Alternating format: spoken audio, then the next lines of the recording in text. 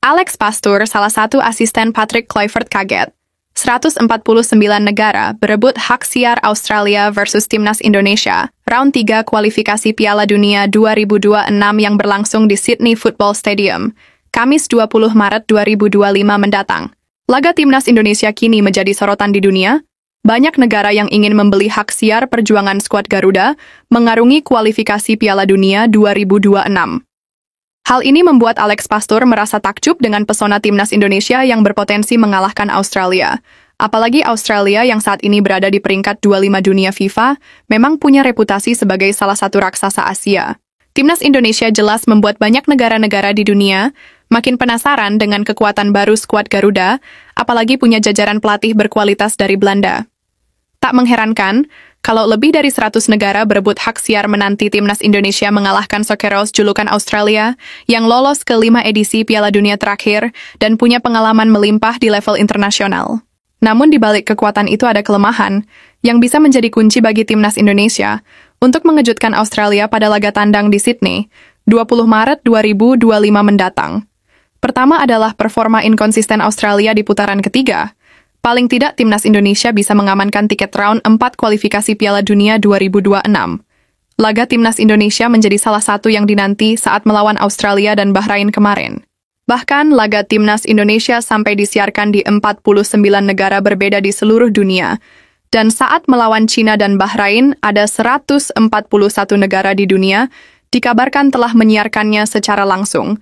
Kini dengan bergabungnya sejumlah pelatih kelas dunia dan pemain-pemain baru Timnas Indonesia membuat 149 negara berebut hak siar laga Indonesia di bulan Maret 2025 ini. Ini menjadi sesuatu hal yang luar biasa bagi Timnas Indonesia yang berada di ranking 129 FIFA.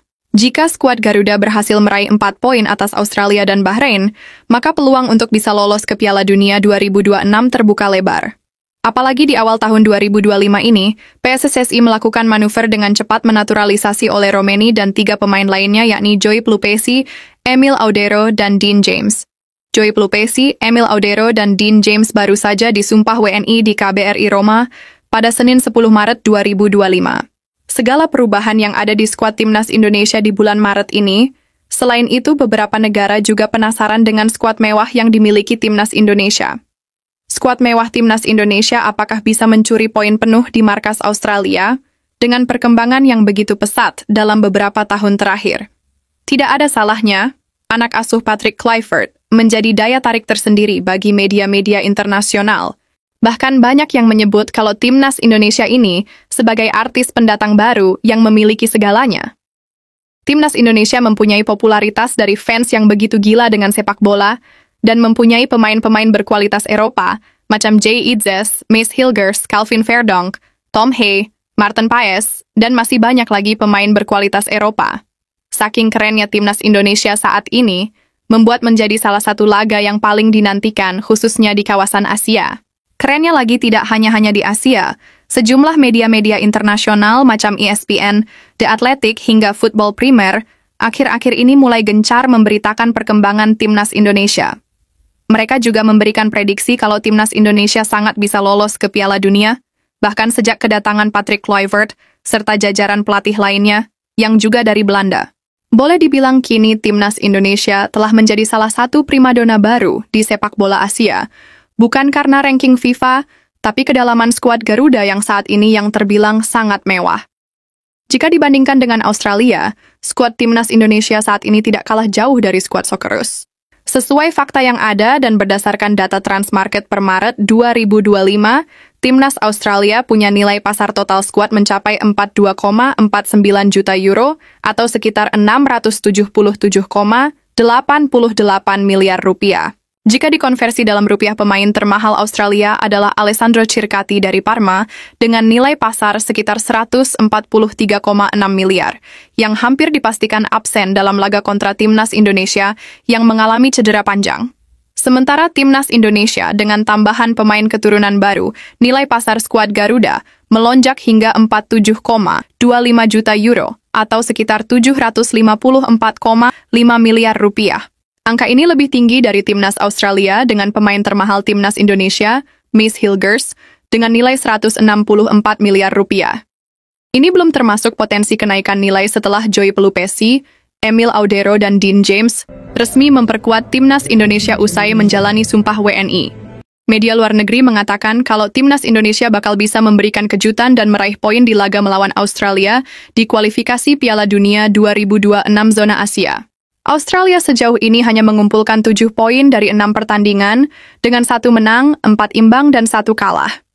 Catatan ini jauh dari ekspektasi untuk tim sekaliber mereka pada September 2024 lalu, menunjukkan kerentanan saat menghadapi tim yang bermain disiplin dan memanfaatkan serangan balik Bahrain dengan peringkat FIFA jauh di bawah Australia. Hal yang bisa saja Timnas Indonesia dapatkan jika bermain dengan disiplin. Selain itu, saat main di Jakarta pada 10 September 2024 lalu, Australia juga gagal mengalahkan Timnas Indonesia.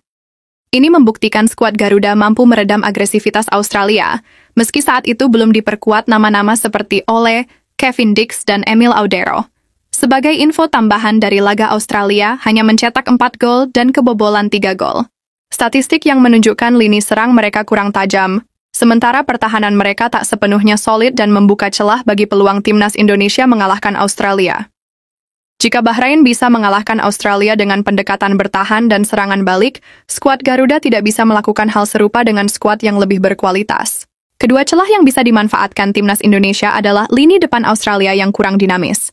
Striker Australia yang tidak konsisten mencetak gol di level klub, dalam 6 laga Australia hanya mencetak gol rata-rata 0,67 gol per laga. Kelemahan ini bisa dimanfaatkan Timnas Indonesia untuk memastikan Australia tak bisa menjebol gawang Martin Paes. Sebaliknya, kehadiran Ole Romeni dari Oxford United bisa jadi opsi pembeda lini serang skuad Garuda. Ole Romeni adalah penyerang modern dengan kemampuan fisik, teknik, dan naluri gol yang tajam. Dan 1 gol yang telah ia cetak di Championship baru-baru ini membuktikan ia punya kualitas tersebut. Skenario Timnas Indonesia mengalahkan Australia perlu menutup ruang Irvine di mana Joy Pelupesi bisa ditugaskan untuk mengawal ketat striker tersebut agar kreativitas Socceroos lumpuh. Timnas Indonesia juga harus bisa memanfaatkan winger cepat seperti Egy Maulana Fikri dan Ragnar Oratmangon untuk bisa mengejar bola panjang dan menyerang bek sayap Australia yang sering naik terlalu tinggi. Ketiga skuad Garuda juga harus memaksimalkan pemain seperti Mace Hilgers dan Jay Idzes, serta tendangan sudut atau free kick akurat yang bisa dieksekusi oleh Tom Hay. Kira-kira dari 149 negara berebut hak siar Australia versus Timnas Indonesia di round 3 kualifikasi Piala Dunia 2026, apakah negara Lionel Messi dan Cristiano Ronaldo menjadi salah satunya? Yang pasti laga Timnas Indonesia versus Australia bakal menjadi tontonan yang menarik di bulan penuh berkah ini, khususnya negara kita tercinta ini. Dan semoga Timnas Indonesia bisa membawa pulang poin dari kandang Australia untuk menjaga asa lolos ke Piala Dunia.